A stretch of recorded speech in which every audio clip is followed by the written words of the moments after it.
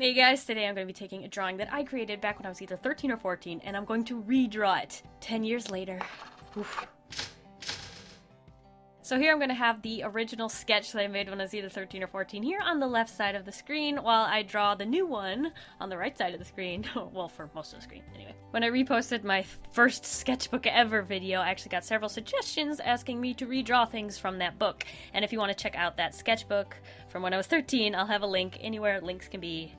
You'll be able to find it, don't worry about it. And you can go check that out. But for now, we are going to be redrawing it. And my pen just died, so I had to restart the program, and now with a fresh take on this, I am going to redraw this pilot girl. I decided to choose her just because this is one of the sketches in my sketchbook that I always thought something was a little off, but I was yet proud of it, if that makes any sense. So I knew that was the one that I really wanted to redraw, and there's actually several in there that I'd like to redraw, but this was the one that stood out to me the most, so that's what I'm going to be doing.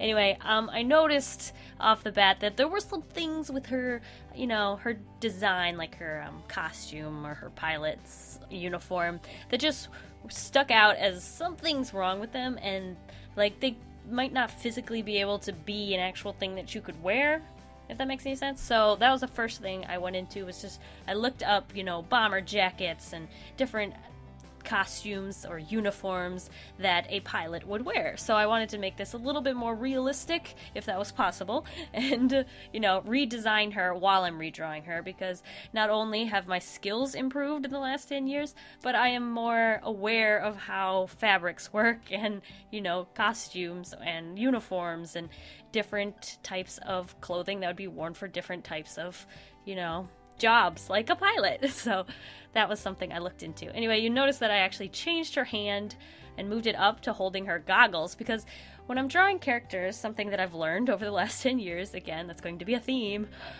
is that when you draw a character in a pose, you should show the character's personality. If you're not going to be putting in a background or any other props, you're going to have to really just grab that character, and people should be able to know exactly who they are without anything else, especially if the background's white. So with her, just with her hands on her hips, I feel like it wasn't expressive enough. And she had those goggles on the top of her head, so I was like, why don't I use those with the pose? So she's not only just standing there, she's interacting with like the items that are on her and like the different knickknacks and stuff. So like her goggles. So now she's holding her goggles and lifting them up, and I just thought that seemed so much cuter. And while I was doing that, it, like, her personality started showing through a little. Like, she's really, really spunky, and, you know, I just really liked adding that, and I think it really helped. Another thing about when I decided to draw her holding her goggles up, I got inspired for something that I'm going to do when I color her, because I thought, oh, it's more, you know, expressive to have her holding the goggles. It's almost like she just lifted the goggles up over her head. So then I thought, and you'll see this when I color it, what if she had just been, you know, flying in her plane and she got all dirty and dusty from like the exhaust of the engine and stuff. And I don't even know if planes do that, but who cares? And so her face is all grimy and gross.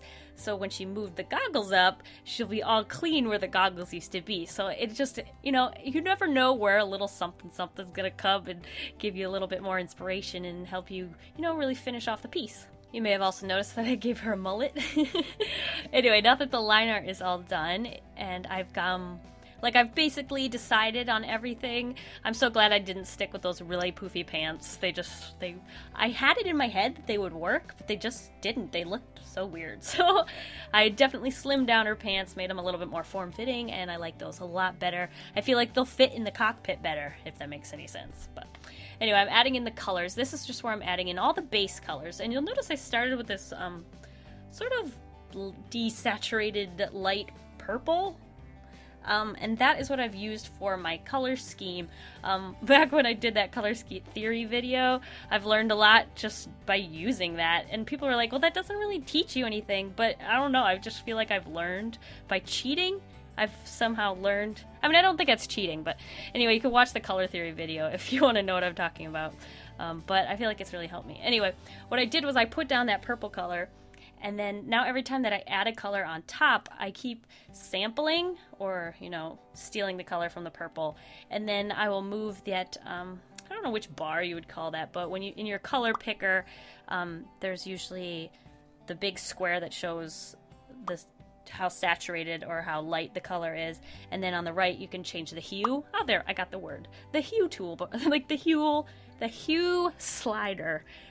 So what I would do is I just grab that purple color and then use the hue slider to pick the right hue. That way they're all the same sort of shade, but they're a different color, you know, they're a different hue, if that makes any sense. And that's what I did through the whole thing. And then in certain areas like her hair, I had to adjust it a little bit more. But when most of it is all fit within like that sort of color scheme, you can have little pops of something else. Like sometimes I think that green got a little bit brighter. And then here I also added like the shine on the goggles. Like it makes it pop a whole heck of a lot more if you use everything else is much more uniform. And then the little spots where you add the little pops become so much more, you know, bright and beautiful. Anyway, here I am adding that thing I was talking about where I made her face super dirty. It took a little while to play around with it to get it the way I wanted and not too too dirty. I don't know. So I lightened the opacity of that anyway too. So yeah, and just adding in those final little details. And you'll notice I use gradients to, like, you know, color and shade everything simply. And that is my finished sketch of my sketch that I did 10 years ago. Woo! Yeah. Let me know which one you think is better. I definitely recommend drawing something that you've drawn before.